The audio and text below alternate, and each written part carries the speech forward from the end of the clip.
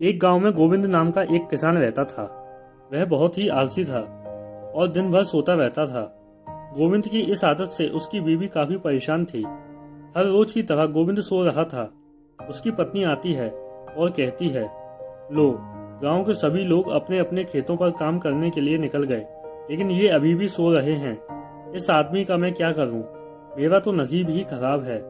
इतने में गोविंद नींद से उठ जाता है और कहता है, क्या करूं भाग्यवान, मुझे काम करने का मन ही नहीं होता।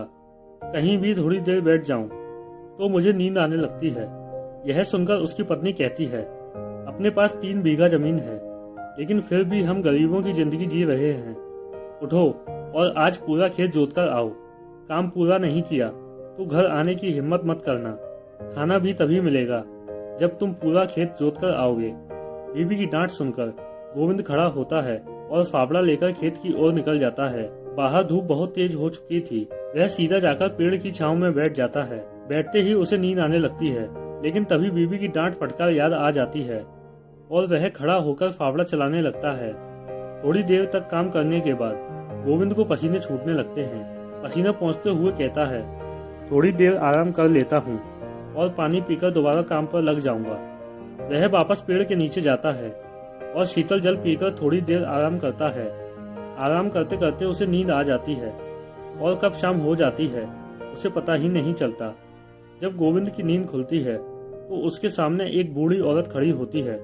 वह कहती है, बेटा, अगर 2 बूंद पानी की हो तो मुझे पिला दो, मुझे बहुत तेज प्यास लगी है। हाँ हाँ माँ जी, मेरे पास पानी है, लो पी लो। गोविंद उन्हें पानी पिलाता है। पानी पीकर वह महिला कहती है, बेटा, क्या तुम्हारे पास कुछ खाने को मिलेगा? बहुत तेज भूख भी लगी है। लेकिन माँ जी, मेरे पास तो खाने के लिए कुछ भी नहीं है। मैं खुद भी भूखा हूँ। मेरी पत्नी ने मुझे खाना नहीं दिया है। उसने मुझसे कहा है कि अगर मैंने इस खेत को पूरा नहीं जोता तो मुझे खाना भी नहीं मिलेगा। मैंने बहुत देर तक काम किया, लेकिन पूरा खेत नहीं जोत पाया। मुझे काम करने का मन नहीं होता। जहाँ कहीं भी बैठता हूँ मुझे तुरंत नींद आ जाती है। तभी वह बूढ़ी महिला एक अप्सरा का रूप धारण करती है। यह देखकर गोविंद हैरान रह जाता है। बेटा, तुम आलसी हो, इसमें तुम्हारा कोई दोष नहीं है, लेकिन शायद तुम्हें नहीं पता, इस खेत में तुम बहुत सारा सोना उगा सकते हो, जिससे तुम्हारा आने वाला समय काफी सुख और शांति में व्यतीत हो सकता है। अच्छा, लेकिन कैसे? देखो बेटा, तुम इस खेत में धान की फसल करो। तुम्हारे इस पूरे खेत में 3 धान सोने के उगेंगे, जिससे तुम अपनी गरीबी दूर कर पाओगे। इसी तरह हर बार धान की फसल करने पर 3 सोने के धान की संख्या बढ़ जाएगी और धीरे धीरे तुम्हारा पूरा खेत सोने का धान बनकर तैयार होगा और तुम सोने की फसल के मालिक बन जाओगे। ऐसी बात सुनकर गोविंद अपनी खुशहाली के दिनों में डूब जाता है और सोचने लगता है कि फिर मुझे काम करने की भी जरूरत नहीं पड़ेगी और जब चाहूंगा तब सो सकता हूँ और अपनी नींद उठ सकता हूँ। कोई मुझे परेशान नहीं करेगा। इतने में वह अप्सरा गायब हो जाती है और गोविंद घर वापस लौट आता है। वह सारी घटना अपनी पत्नी को बताता है। उसकी पत्नी पहले तो उसकी बात पर भरोसा नहीं करती। उसे लगता है कि शायद यह नींद में कोई सपना देख रहे होंगे, लेकिन गोविंद के जोर देने पर उसने सब कुछ मान लिया।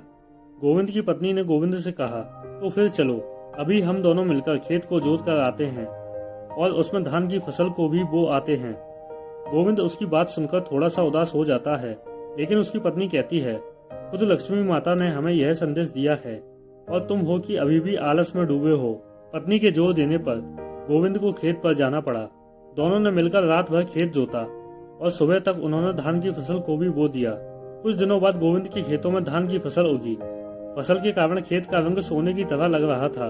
उसे देखकर गोविंद की पत्नी ने कहा, सुनो जी, तुम्हें ऐसा नहीं लगता कि इसमें कोई एक नहीं बल्कि पूरे के पूरे धान सोने के हैं? देखो तो खेत कितना प्यारा लग रहा है। हाँ हाँ भाग्यवान, लेकिन लक्ष्मी माता ने तो हमें बताया था कि इस पूरी फसल में केवल 3 ही धान सोने के होंगे, बाकी तो सिर्फ धान ही होगा। इसी तरह चलता रहा। गोविंद अपनी फसल का ध्यान रखता, उसमें समय पर पानी देता और उसकी देखभाल करता। उसकी धान की फसल पककर तैयार हो चुकी थी।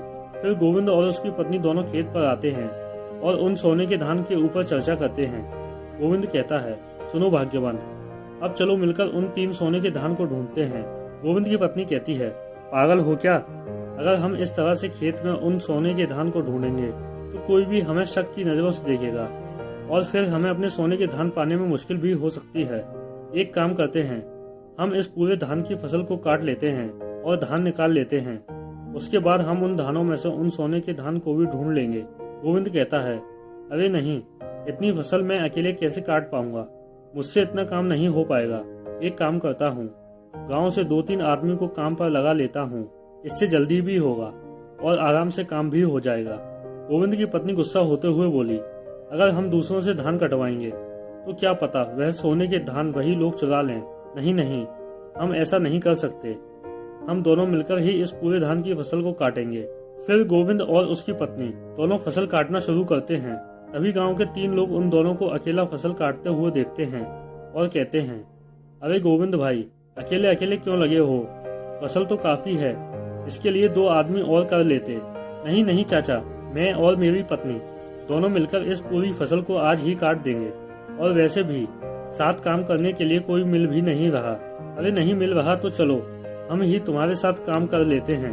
यह सुनकर गोविंद की पत्नी बोली, नहीं चाचा जी, हम दोनों ही इस काम को कर लेंगे, आप परेशान मत होइए। यह सुनकर तीनों आदमी ठीक है कहते हुए चले जाते हैं। गोविंद की पत्नी कहती है, अच्छा हुआ जो ये लोग चले गए, वरना सोना हमारे हाथ नहीं लग पाता। गोविंद और उसकी पत्नी दोनों धान की पूरी फसल काटते हैं और घर ले जाते हैं। वे दोनों मिलकर धान और भूसे को अलग करते हैं और फिर उसमें सोना ढूंढते हैं। काफी कोशिश करने के बाद भी सोना नहीं मिलता। इस पर गोविंद और उसकी पत्नी उदास हो जाते हैं। गोविंद की पत्नी गोविंद से कहती है, सुनो जी, सोना तो नहीं है, अब क्या करें। हाँ भाग्यवान, सोना तो है ही नहीं इसमें। एक काम करो, तुम इस धान को जमींदार को बेच आओ, वैसे भी हम इस धान का क्या करेंगे। गोविंद उस पूरे धान को जमींदार के पास लेकर जाता है। जमींदार गोविंद की फसल देखकर काफी खुश होता है, क्योंकि उसका पूरा धान सोने की तरह चमक रहा था। इस पर जमींदार खुश होकर उस धान के बदले गोविंद को बहुत सारे पैसे देता है, जिसकी गोविंद ने कभी कल्पना ही नहीं की थी। इसके अलावा जमींदार अगली बार के फसल के पैसे भी गोविंद को पहले से ही दे देता है, ताकि अगली फसल भी वो खरीद सके। अब गोविंद के पास काफी पैसे थे। वह उन पैसों को लेकर घर वापस आता है और अपनी पत्नी को देता है। गोविंद कहता है, सुनो भाग्यवान, सोना नहीं मिला तो क्या हुआ, देख रही हो ना, इतने पैसे पहले कभी नहीं थे हमारे पास। हाँ हाँ, सही कहा आपने, मुझे तो यकीन ही नहीं हो रहा है इतने सारे पैसे एक साथ देखकर। सुनो, जिस देवी ने आपको दर्शन दिए हैं, उन्होंने हमें सोना देने को कहा था, लेकिन उस सोने से हम इतना पैसा भी नहीं कमा सकते थे जितना कि हमने अपनी फसल को बेचकर कमाया है। अगर हम हर साल इसी तरह फसल करेंगे तो हमारे पास काफी पैसा होगा, जिससे हम अपनी आने वाली जिंदगी को अच्छे से व्यतीत कर पाएंगे। हम देवी की बात को समझ ही नहीं पाए। उनका असली मतलब तो यही था कि तुम्हारी फसल किसी सोने से कम नहीं है। हाँ हाँ भाग्यवान, सही कहा। अब हम मिलकर हर साल अच्छी फसल उगाएंगे और उसे जमींदार को बेचेंगे, बदले में हमें ढेर सारा पैसा मिलेगा। अब गोविंद और गोविंद की पत्नी मन लगाकर अपनी फसल को सही से बोते, सींचते और उसे बड़ा कर फसल पकने पर उसे जमींदार को बेच आते। धीरे धीरे गोविंद के पास काफी सारा पैसा आ गया और अब गोविंद और गोविंद की पत्नी दोनों सुखी सुखी जीवन व्यतीत करने लगे।